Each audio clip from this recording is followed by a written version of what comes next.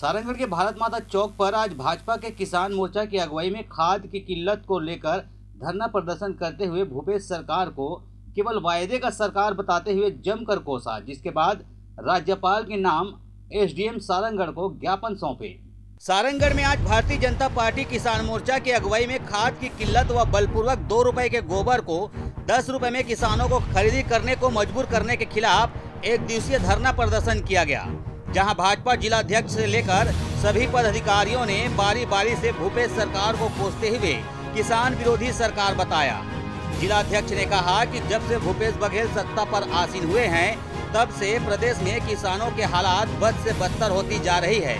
सबसे पहले किसानों को गिरदावरी के नाम से रकबा काटा गया, जिसके कारण पंजीयन में किसानों का बुरा हाल हुआ। इतना ही नहीं, धान खरीदी केंद्र में बारदाने किसानों को खरीदने के लिए मजबूर किया गया। बावजूद इसके अब किसानों को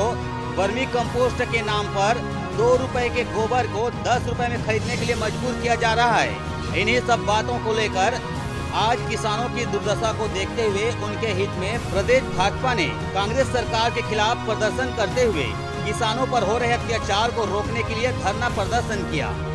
और राज्यपाल के नाम एसडीएम सारंगगढ़ को ज्ञापन सौंपा गया है। इसके बाद भी सरकार इस पर ध्यान नहीं देती है तो आगे इससे भी बड़ा आंदोलन धरना प्रदर्शन करने के लिए भाजपा तैयार है और किसानों के हित के लिए सड़क पर भाजपा उतरने के लिए सोच सकती है।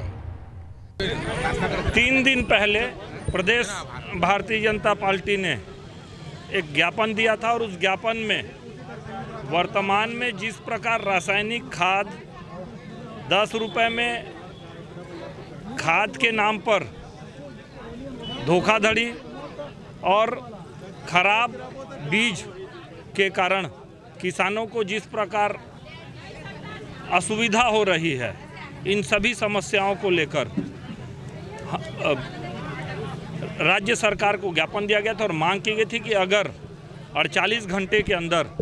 उक्त समस्याओं का समाधान नहीं हुआ तो हम 90 के 90 विधानसभा में धरना और ज्ञापन देंगे। और उसी के तारतम्य में आज सारंगगढ़ विधानसभा में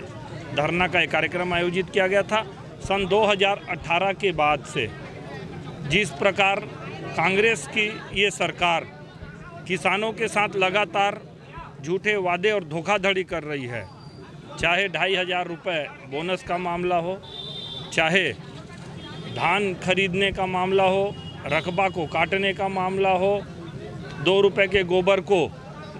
दबावपूर्वक 10 रुपए में वर्मी कंपोस्ट खाद के रूप में बेचने का मामला हो, चाहे रासायनिक खाद की कृत्रिम अभाव का मामला हो, इन सभी समस्याओं के कारण किसान अपने को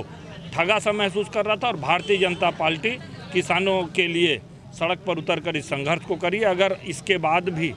राज्य सरकार नहीं चेती और किसानों की समस्या का तत्काल समाधान नहीं करी तो हम और इससे भी नीचे उतरकर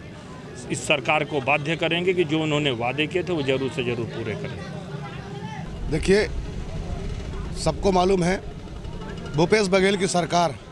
हर मोर्चे पर विफल हो गई है और वर्तमान में तो खाद की जो काला बाजारी चल रही है, हम उसका पुरजोर विरोध करने के लिए आज किसान मोर्चा के नेतृत्व में ये धरना प्रदर्शन किया गया है और हमने ज्ञापन सौंपा है कि किसानों को किसी प्रकार की तकलीफ नहीं होना चाहिए। इन लोगों ने गिरदावरी के नाम पर रकबा काटा था, किसानों को बीज के लिए तकलीफ हुआ, आज खाद के लिए तकलीफ हो रहा है।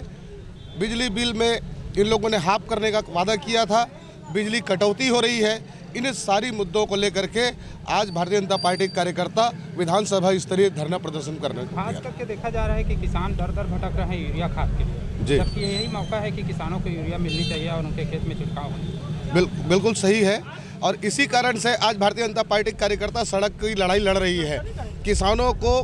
खाद के लिए बिल्कुल कोई किसी प्रकार की तकलीफ नहीं होना चाहिए। ये सरकार खाद उपलब्ध कराने में पूरी तरह से नाकाम हो गई है, जबकि केंद्र सरकार से पर्याप्त मात्रा में आवंटन किया गया है। इसके बावजूद भी बिचौलियों को, व्यापारियों को लाभ पहुंचाने के लिए, ये काला बाजारी करने के लिए ये खाद उनको दिया गया है और ये सोसाइटी में कोई भी खाद उपलब्ध नहीं है। ये किसानों के लिए दोहरा मार है और इसका आने वाला चुनाव में जनता इसकी जवाब देगी